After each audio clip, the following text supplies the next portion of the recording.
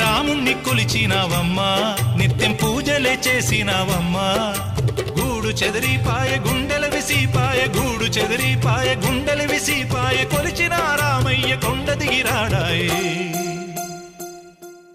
వందనాలమ్మా అమ్మా వందనాలమ్మా వందనాలమ్మా